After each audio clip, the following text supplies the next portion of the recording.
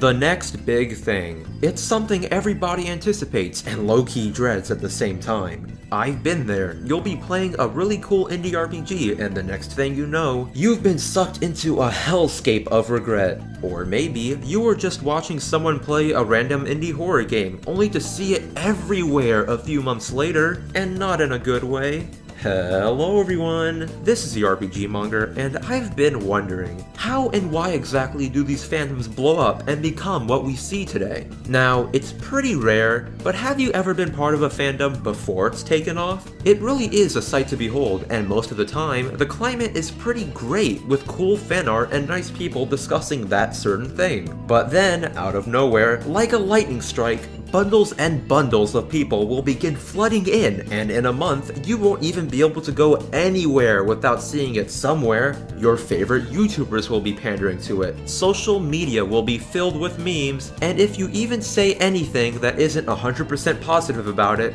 then you'll get tidal waves worth of preteens telling you how not only your opinions are shit, but you are shit. It really is quite the jump, and it happens just like that. Though, before I go listing examples of what I've seen personally, I'm gonna go over the basics that I believe directly lead to the train wrecks we've seen in the past. So, I was looking at all these fandoms, whether they be dead or relatively new, and there is one thing I noticed that they all have in common: the exact same kinds of people. And what, pray tell, are those kinds of people? Well, in actuality, it comes down to the same few groups you'll see everywhere, with the most prolific of them all being the first on the chopping block for this video: elitists. Funnily enough, I was actually planning on making a video solely on elitists. But why denounce one when you can denounce them all, right? First, however, I want to clear up some misconceptions people will have when they generalize others as elitists. When somebody has an unpopular opinion about something, an opinion that they don't force upon others but stand by firmly, that does not make the person an elitist. Say we have a girl called Marie, right? And wouldn't you know it, Marie only enjoys watching ecchi harem anime, the lewdest of the lewd. Marie then goes online and makes a post talking about why she loves these kinds of anime, and throughout the entire post, she remains respectful and states multiple times that it is only her opinion and other people don't have to agree with her. Well then, the next day, there are tons of replies calling her out for being an elitist since she only enjoys to watch that limited portion of anime. Are they correct? Not in the slightest. But then, what exactly even are the elitists that end up forming within fandoms after a certain period of time? Well, let's use another analogy for this one. Let's say Marie has a friend called Pearl, right? Well, unlike Marie, she only enjoys watching vampire anime from the 90s. Well, she goes on the internet and makes a similar post, but instead of being respectful and understanding, she goes ahead and declares that all other anime are garbage and begins to cite actual people who disagree with her as having shit taste and being general idiots. That warped sense of superiority is exactly what makes an elitist an elitist. So back to fandoms. When fandoms form, you usually don't see these types until quite a bit later, right? Well, where do they come from? And why do they all sound exactly the same? Well, to answer the first question, believe it or not, they do not actually come from anywhere. In fact, what will happen a majority of the time is either by their own volition or through the influence of others, previously chill members of fandoms will begin to take on more and more elitist tendencies before fully undergoing the transformation into a level 9 ultra elitist. Now, in the fandom sense, there really is not much that is as potent as elitists are in making fandoms absolute war zones, with the few other groups capable of doing this being next on the chopping block. Let me tell you all about one of my many personal encounters with an elitist Maximus. So if you've been on my channel for a couple of months, or even longer at that, then you would know that I used to be quite engaged and involved with the fandom of JoJo's Bizarre Adventure, and among the other recent issues that its fandom has developed, it has especially developed a large group of vocal elitists. And among any anime fandom I have either been in or watched from safe distances, they do something that I don't think any other fandom really does to this extent. Basically,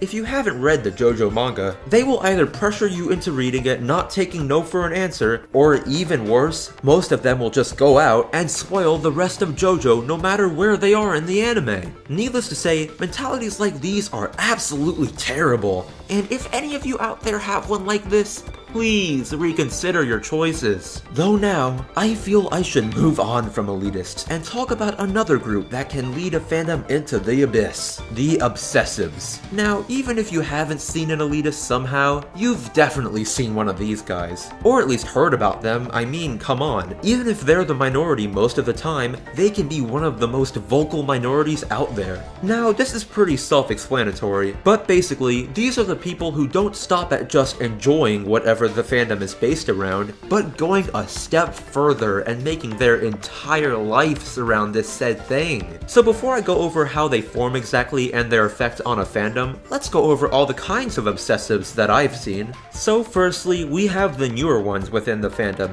At this stage, they can still correct their behaviors, but more often than not, it will only get worse, as their only topics of conversation to anyone begin to revolve around this said thing. Then, in the next stage, as it gets worse, once all of their topics of conversation become centered around this said fandom, then the way they actually act in public begins to alter, and they adjust their mannerisms to that of characters from this said fandom. But finally, once it all comes to the point of no return, things like weeaboo and other kin form. And let me just say, you don't even want to delve into the minds of those people. However, how do they even come to be? Especially from fandoms that were initially really chill. Well, similarly to elitists, many of them will end up being some of the first members of the fandom who became a bit overly invested in whatever the fandom is about. And for this section of the video, I'll use Undertale as an example because as I feel people will understand that way better due to how recent it is. And PS, in reality, in its prime, the Homestuck fandom was way worse in that regard. But you see, have you noticed how these kinds of people in fandoms all act relatively the same?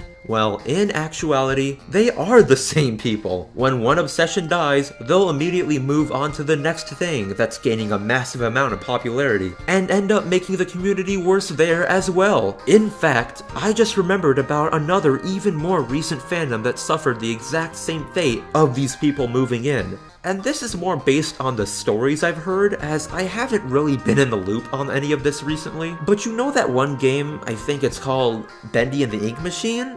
It's that indie horror game that has like the unique art style. Apparently, it suffered heavily from people like this. And you know what? When I talked to that obsessive person who used to be one of those people in the Undertale fandom, guess what? They were now obsessed with that game. Though once again, I must move on to the worst bunch out of all the people I've mentioned thus far. And for the majority of this section, I'll be using Steven Universe as my example because my god do they have it bad. So far, I've talked about elitists and obsessives, right? Well, sometimes you'll encounter the worst out of them all. Obsessive elitists. Now, it takes a special kind of person to become one of these, as just the things these people do is dumbfounding. So Steven Universe, I'll say right now, I enjoy the show. It's a delightful watch every now and then, but that's the extent of my liking for the show. These people are something else. I would explain how they ruin fandoms, but I think you all would understand way better if I just discussed the horror stories that came out of the nightmare level Steven Universe fandom. So, like most fandoms, the let's just say issues all began in the 8th circle of hell, also known as Tumblr. It all started with people beginning to dictate who could and couldn't watch the show. And while that was already idiotic enough, that isn't even the worst that it gets. Then, people began shaming all cosplayers who didn't fit their characters to a T. In other words, blatant racism hidden behind the guise that it's not what the creators intended, which could not be more BS. It actually got to the point where people thought it would be racist if you were a certain skin color and cosplayed a character from the show. And it only gets worse. Then, it spread to the the fan art of the show. How could this even be possible? You must be wondering, I know I did. Well, basically, if someone did not draw a character exactly as they were in the show, for example, if they drew a chubby character in the show as even slightly skinnier, they would in turn receive actual death threats. It got to the point where the creators had to say it was okay to make fan art however you wanted to. I mean, I would have thought that was common sense. But that didn't stop them, of course it didn't. They then widened the target range and actually attacked the creators who defended the fan artists. It even got to the point where one of the fan artists nearly committed suicide. I swear, what do these people even define as supporting a show? Like, seriously. Never will I understand these obsessive elitists.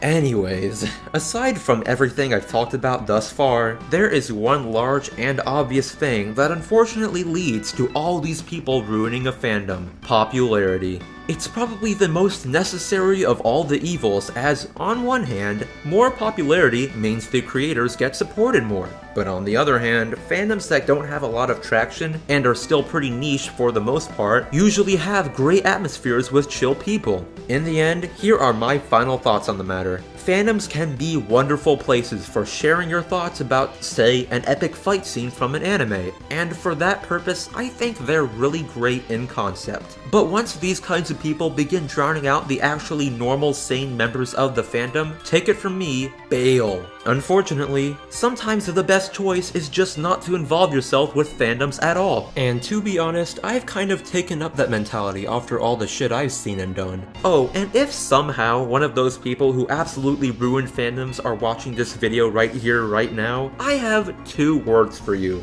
Please stop. Maybe one day, if you all rethink your actions and act like normal, courteous human beings, fandoms wouldn't be as bad and hated as they are today. If you enjoyed this video and want to see more like it, do subscribe, and today's cool thing of the day is The Promised Neverland. I am genuinely surprised that this manga has not gained massive popularity in Shonen Jump, because I am not exaggerating. This is actually the best shonen manga I have read since Attack on Titan years ago. You all have to give it a shot right now, because it is just that good. So that being said, I'm the RPG Monger, and don't forget that each and every one of you are fantastic.